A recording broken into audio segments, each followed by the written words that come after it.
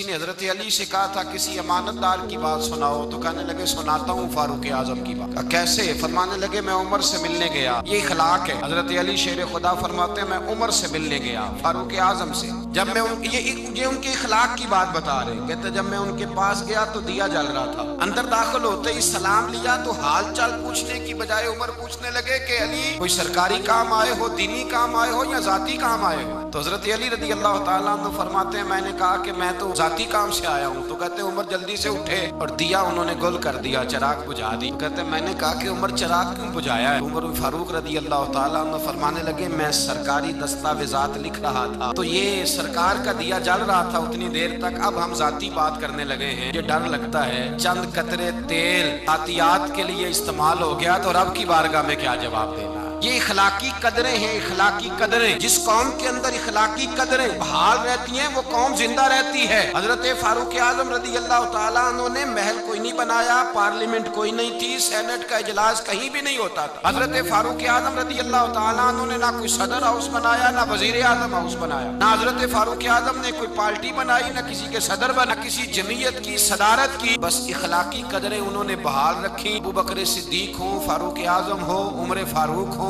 हजरत उस्मान गनी हो या मौला अली हो, इनके इखलाक और किरदार जिंदा हैं तो ये लोग कयामत के बाद भी जिंदा हैं। इखलाकी कदरें जिस कौम की जिंदा रहे, जो इखलाकी तौर पे मर जाए इखलाकी तौर पर। हजरत फारूक आजम रदी अल्लाह ताला अन्हु माले गनीमत। हजरत उस्मान कहते मैं छत पे खड़ा था तो एक आदमी को देखा, दोपहर का वक्त है, सख्त शिद्दत की धूप चमक रही, नंगे पांव एक बूढ़े को देखा, ऊंट हाँकता हुआ आ रहा है। मेरे दिल में ख्याल आया इस बूढ़े को मशवरा देता हूँ, इस बूढ़े को मशवरा देता हूँ कि जनाब छोड़ दें ये आप इस उम्र में किस चक्कर में लगे हुए हैं, दुनिया सो रही है आप भी सो जाएं। कहते मेरे दिल में ख्याल आया कितना हरीस बूढ़ा है।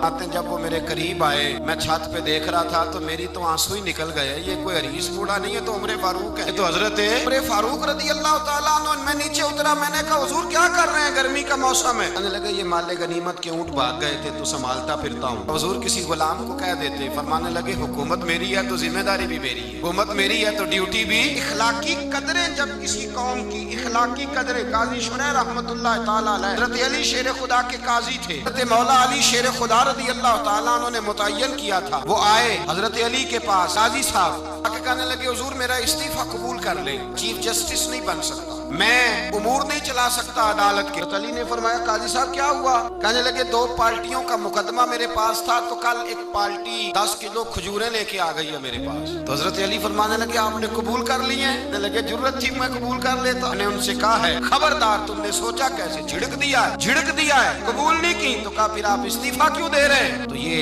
उम्मत मुस्लिमा की खलाकी कदरें हैं, ये उम्मत मुस्लिमा का रंग है। अपनी मिल्लत पर कयास अक़वाम मगरिब से न कर, आस है तरकीब में कौमे रसूल हाशमी। कदरें हैं मिल्लत इस्लामिया की। हाजी साहब कहने लगे हुजूर उन लोगों ने मेरे बारे में सोच लिया है कि मैं रिश्वत ले सकता हूँ, वो सोच लिया है कि मैं पैसे पकड़ लूंगा, 10 किलो खजूरें ले आए। जिसके बारे में कौन सोच लेना कि रिश्वत ले सकता है, सोच भी ले, बंदा काजी बनने के काबिल है, काजी बनने के काबिल नहीं होता। लिहाजा उन्होंने चूंकि सोच लिया है, लिहाजा अब मैं अपने इखलाक को इतना बुलंद नहीं जानता कि मैं कुर्सी अदालत पर बैठकर मुकदमे कर जागे। सोचे इस पहलू पर गौर करें। कटती हुई कदर कटती हुई और टूट कर बिखर गया सारा इखलाक, बरान से लेकर पियन तक। इस मिल्लत का रोना ये नहीं कि यहाँ सदर करप्ट आया है, वजीर आजम गलत आया है, विफाकी वज़रा बुरे आए। इस कौम का रोना ये है कि रेडी वाले के पास फल लेने जाओ तो सामने भले भले लगा लेता है और पीछे वाली साइड पे वो छुपा के बुरे फल लगा लेता है। इस कौम का रट्टा ये नहीं है कि इस कौम के अंदर है वो लोग ब्यूरोक्रेट थे, दौलतमंद थे, उन्होंने लूटा। यहाँ तो हाल ये है कि स्कूल के अंदर जो पढ़ाने वाले असातिज़ा और इलाज करने वाले डॉक्टर हैं वो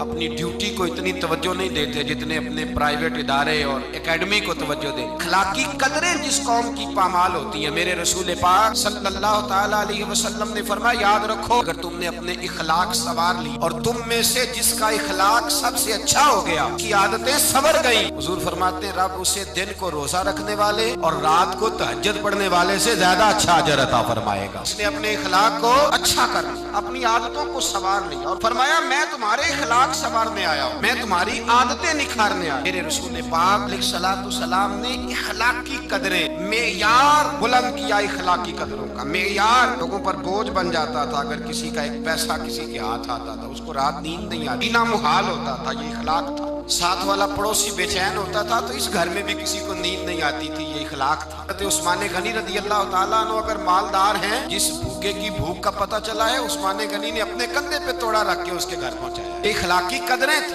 हजरत बिलाल हबशी रदी अल्लाह ताला अन्हु का रंग काला है, होंठ मोटे हुए नहीं है, लेकिन वो जब भी आके खड़े होते थे सारे कुरैशी हाशमी खड़े होकर उनका इस्तकबाल करते। इखलाकी कदरें जिस कौम के अंदर मजबूत होती हैं, हमारे तो घरों में सत्यानाश हो गया इखलाक। बेटा शिकायत करता है, मैं हुकूक वालिदैन पे बयान कर रहा था, बच्चा बाद में मुझे मिला, कहने लगे साहब दुखड़ा भी सुन लो थोड़ी देर के लिए। हमने बड़ी अजमतें बयान की माँ बाप की, दुखड़ा भी सुन लो। मैंने कहा सुनाइए। कहने लगे अगर अब्बा राजी उससे हो जो जेब ज्यादा गर्म करे, अगर अम्मा गीत ही उसके गाए, अम्मा को पैसे ज्यादा कमा के ला के दे तो मैं गरीब हूँ तो बताए मैं अम्मा को राजी कैसे करूं। जहाँ इखलाकी कदरों का ये हाल हो कि बच्चे सोचने लगे पैसे होंगे तो बाप राजी होगा, ऐसे होंगे तो अम्मा राजी हो। मेरे मुस्तफा करीम अलैहिस्सलातु सलाम सहाबा के इखलाकी पहलुओं पे तवज्जो देते और हिलम का, हौसले का, तहम्मुल का, बुर्दबारी का, सखावत का दर्स देते। इसीलिए इखलाकी कदरें बड़ी मजबूत थी। हजरत सैयदना बिन ज़ैद बीमार हो गए। इमाम हुसैन को किसी ने बतला कि मेरे रसूल पाक का गुलाम बीमार हो गया है। हजरत इमाम हुसैन तीमारदारी करने गए, कदम रखा,